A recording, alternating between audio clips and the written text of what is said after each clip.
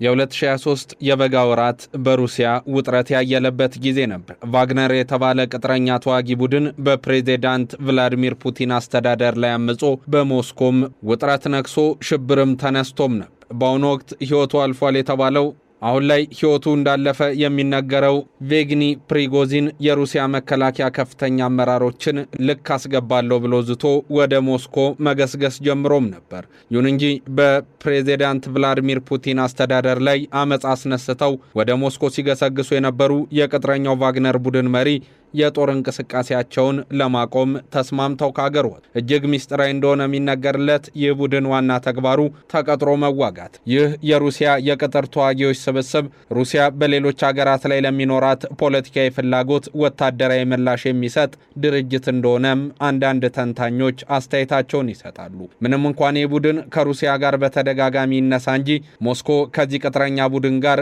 ምንም ግንኙነት የለኝም ስትል ሰርክ ስታስተባብል ትደመጣል። የቫግነር ቡድን ለመጀመሪያ ጊዜ ወደ ጦር እንቅስቃሴ የገባው እንደ አውሮፓውያኑ የዘመን ቀመር በ24 የሩሲያ ክሪሚያን ወደ ግዛቷ በጠቀለለችበት በዛ የፖለቲካ ጥፋት ወቅት ነው። ከሊቢያ እስከ ሞዛምቢክ፣ ከዲሞክራቲክ ሪፐብሊክ ኮንጎ እስከ ማሊ፣ ከማዕከላዊ አፍሪካ ሪፐብሊክ እስከ ሰሞነኛው የሱዳን ጉዳይ ድረስም ስሙ በርከት ብሎ የሚነሳው ቫግነር መብት በመጣስና ሰብአዊ መብትን በመደፍጠጥ ሲመከሰስም ልምዱ ነበር። ይህ ቡድን በሚሰማራባቸው ሀገራት ከፍተኛ የሰብአዊ መብት ጥሰት በማድረስና ከጦር ወንጀለኞች ጋር ስሙ በተደጋጋሚም ሲነሳ ይደም እንደ ማሳያ ዓለም አቀፉ የሰብአዊ መብት ተሟጋቾች ድርጅት ሂዩማን ራይትስ ዎች የቫግነር ወታደሮች በማዕከላዊ አፍሪካ ሪፐብሊክ ሰላማዊ ሰዎችን በመግደል በማሰቃየትና በመደብደብ ከሷቸዋል። የሂዩማን ራይትስ ዎች ሪፖርት በመካከለኛው የአፍሪካ ሪፐብሊክ የሚያቆም ብቻ አይደለም፣ በማሊና በሱዳንም መሰለ የሰብአዊ መብት ጥሰቶችን መፈጸሙን የሚያረጋግጡ ሰነዶች እንደተገኙ የሚገልጹ ናቸው። ሂዩማን ራይትስ ዎች የአይን ምስክሮችንም ዋቢ አድርጎ ከሰሞነኛው የማሊ የሰብአዊ መብት ጥሰቶች ጋር በተገናኘ ሰፊ መጠየቆችንና ዝርዝር መረጃዎችን አውጡ። ይህ ቡድን ገንዘብ ተቀብሎ አሊያም በአልማዝ በወርቅና በዩራኒየም በበለጸጉ ሀገራት በመሰማራት የሚሰጠው ተልዕኮ ያለአንዳች ጥያቄ ይፈጽማልም ይባልለት። ሩሲያ በዩክሬን ላይ ወረራ ከፈጸመች በኋላ የዚህ ቡድን ኃይል በብርቱም ጨምሯል። አባላቱ በጥፍ አድጓል። የሚታጠቀው መሳሪያ ብዛትና አይነትም እንዲሁ ከፍ ብሏል።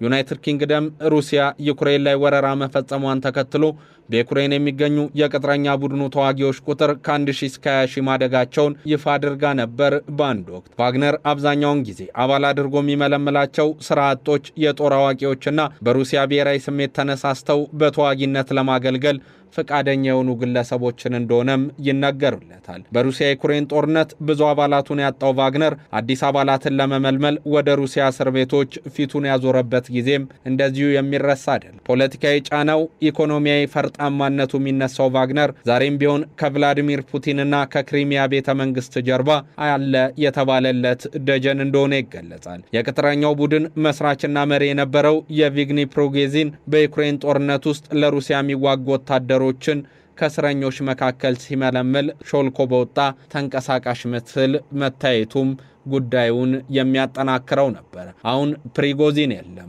እሱ ከሞተ በኋላ የቫግነር እንቅስቃሴ ምን ይመስላል በሚል ጥናት ያደረጉ ተንታኞች ግን የቡድኑ ፖለቲካዊም ሆነ ኢኮኖሚያዊ ጥንካሬ ዛሬም ቢሆን እንዳለ የቀጠለ እንደሆነ ያነሳል። ለ6 ወራት ካገላገላችሁ ለቫግነር ቡድን ነጻ ትሆናላችሁ ካሉ በኋላ ለመዋጋት ከተስማሙም እንደዚሁ ክደት በሚፈጽሙት ላይ ከባድ ቅጣት እንደሚኖር የሚገልጸው የቡድኑ ሰነድ አሁን ላይ የአባላቱን ቁጥር በማሳደግ ወታደራዊ እንቅስቃሴውንም ማጠናከር እንደቻለ ይገልጻል። ሩሲያ ከቫግነር ቅጥረኛ ተዋጊዎች ቡድን ጋር ግንኙነት የለኝም ስትል ታስተባብል እንጂ የቡድኑ መስራች ከሩሲያው ፕሬዝዳንት ቭላዲሚር ፑቲን ጋር ያላቸው ቅርብ ግንኙነት ሁኔታውን በዛ አይነት አውድ እንዲታይ አላደረገውም ነበር። የቬግኒ ከዚህ ቀደም በወንጀል ድርጊት ጥፋተኛ ተብሎም የተፈረደበት እንደነበረ ለሚያስታውሱ ከመሞቱ በፊትም በዩክሬኑ ጦርነት ከሩሲያ የጦር አዛዦች ጋር ሆኖ ስልትን ጦርነትን ሲቀይስ እንደነበረ የሚያነሱም ሁኔታው ውሸት ስለመሆኑ ያነሳ። አሁን ነገሮች ወደ ማሊ አነጣጥረዋል። ሰሞነኛው የቡድኑ በዛ አካባቢ ሳረፈው የሰብአዊ መብት ጥሰት ብዙዎች እንዲያወሩት ያደረገም አህመድ ይባላል። ለቢቢሲ ሲገልጽ መከራው የጀመረው የቫግነር ተዋጊ በነሐሴ 24 በናምፓላ በተባለች ከተማ ወደሚገኝ ትልቅ መደብር በመኪና ሲሄዱ ማየቱን በማስታወስ ነበር። የቫግነር ተዋጊዎች የሱቁ መደበኛ ደንበኞች ቢሆኑም አለቃውን በክልል ውስጥ በብዛት ከሚንቀሳቀሱ ጂሃዲስቶች ጋር ተባብለዋል ብለው እንደወነጀሉትና ሊያስሩት ፈልገው እንደነበረም ለዚህ ማኝ ይነግሩታል። ወደ ተሽከርካሪ ወሰዱኝ እና እጄን አስረው ወደ ውስጥ ገፍቶ አስገቡኝ ሲልም ይገልጻል። አንድ የቫግነር ወታደር ቢላዋ ወስዶ በጣቴ ላይ ያደረገውና የሱቁ ባለቤት የት ነው ሲል ጠየቀኝ። በዋና ከተማዋ ባማኮ እንዳለ ነገርኩት። እሱ ግን ሊያምነኝ አልፈለገም በማለት ሁኔታዎች ከዚህም በላይ አስፈሪ እንደነበሩ ያነሳል። እንባውን መቆጣጠር ያቃተው አህመድ እርግጥም በማሊ በነበረው የጂሃዲስቶች እንቅስቃሴን ለመከላከል የሚለው የቫግነር ተልዕኮ ነገሮች እንደሚጠበቀው እንዳልሆነ ይገልጻል። የፈረንሳይ ወታደሮች ከወጡ በኋላ የማሊ ጁንታ ወታደራዊ አስተዳደር ነገሮችን ለማጤንና የፖለቲካና ኢኮኖሚያዊ እንቅስቃሴውን ለማየት የፈለገው ከሩሲያ ጋር ነበረ። ታዲያ ቫግነርም ይህንን እድል ተጠቅሞ ወደ ማሊ ገባ።